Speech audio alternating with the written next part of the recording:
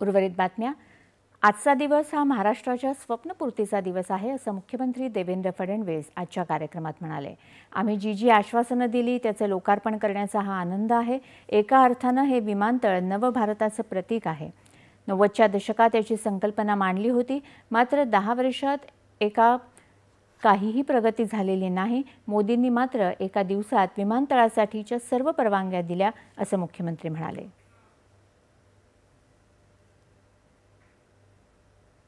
मागील 10 वर्षांमध्ये 8 NOC अशा होत्या ज्या या एअरपोर्टच्या निर्मितीची सुरुवात करायला हव्या होत्या, पण त्या मिळत नव्हत्या। मोदीजींनी प्रगतीची पहिली बैठक ज्या दिवशी घेतली त्या दिवशी सकाळपर्यंत मुख्य सचिवांनी सांगितलं, साहेब 7 NOC आलेल्या आहेत। आणि मग मोदीजींनी विचारलं 8वी NOC का नाही? त्याला 1 महिन्याची स्टॅट्युटरी नोटीस होती, ती निघालेली होती। 15व्या दिवशी 8वी NOC आली आणि जे 10 वर्ष झालं नव्हतं ते मोदीजींच्या एका मीटिंगने त्या ठिकाणी झालं आणि याची निर्मिती सुरू झाली। या एका विमानतळात राज्याचा GDP 1% वाढवण्याची क्षमता आहे। 9 कोटी प्रवासी हाताळता येतील एवढ्या क्षमतेच्या या विमानतळाला देशात पहिल्यांदाच वॉटर टॅक्सीनं जोडलं जाणार आहे असं फडणवीस म्हणाले। आज मुंबईतल्या मेट्रो लाईन 3चंही उद्घाटन झालं। ही पहिली भूमिगत मेट्रो वाहतुकीच्या क्षमतेत मोठी भर घालणारी असेल असं त्यांनी सांगितलं। या मेट्रोबद्दल त्यांनी जपान आणि जायकाचे आभारही मानले। लोकनेते दिबा पाटील यांनाही त्यांनी आपल्या भाषणातून अभिवादन केलं।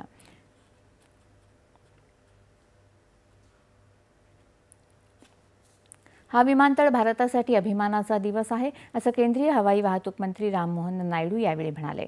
उडान योजनेअंतर्गत 10 वर्षात देशात 90 नवी विमानतळं तयार करण्यात आली आहेत।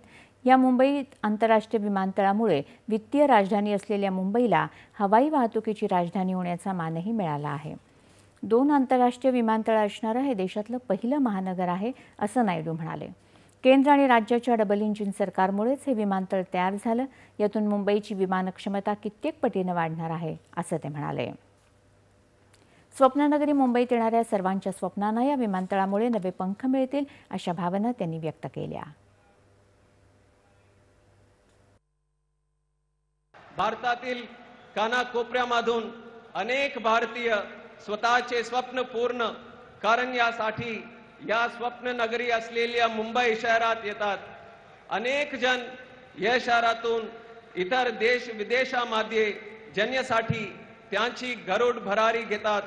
त्या सर्वांच्या स्वप्नांना बल देणारी एक अमूल्य भेट आज लोकार्पण करण्यात येत आहे। याचा मला खूप आनंद आहे।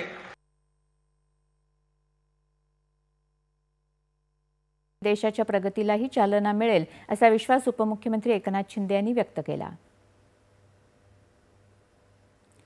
पंतप्रधान नरेंद्र मोदी यांच्या नेतृत्वाखाली देशात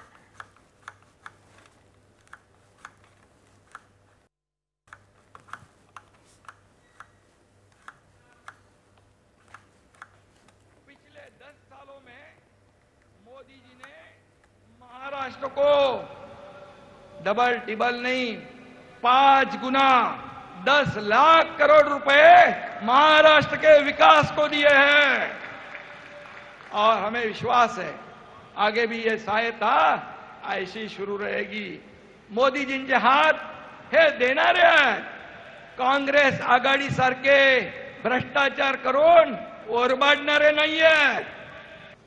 आनंदात ठेवू इथला वारकरी, आनंदात ठेवू इथला शेतकरी, आनंदात ठेवू इथला कष्टकरी।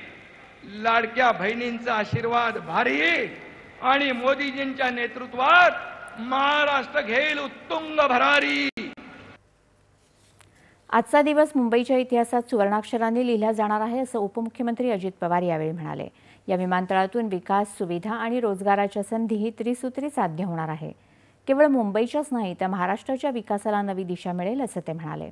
या विमानतळाच्या निर्मितीचा प्रवास सोपा नव्हता, मात्र राष्ट्रीय पातळीवरचं नेतृत्व खंबीरपणे पाठीशी उभं राहिल्यानं सर्व अडचणी दूर करून आज या विमानतळाचं स्वप्न साकारलं आहे असं पवार म्हणाले। नवी मुंबई विमानतळ उभारणीचा प्रवास हा काही सोपा नव्हता। जमीन संपादनापासून ते विविध विभागाच्या परवानग्या, प्रशासकीय गुंतागुंती अशा अनेक अडचणींचा डोंगर आपल्या सगळ्यांच्या समोर उभा होता. परंतु राज्याचे कार्यक्षम मुख्यमंत्री, उपमुख्यमंत्र्यांच्या साथीनं आम्ही त्या प्रत्येक अडथळ्यावर मात केली. केंद्रीय शासनाच्या अनेक परवानग्या यासाठी आवश्यक होत्या, त्या तात्काळ मिळत गेल्या आणि हे सगळं शक्य झालं कारण आमच्या मागे आदरणीय मोदी साहेबांचं आणि केंद्र सरकार ठामपणे उभं होतं.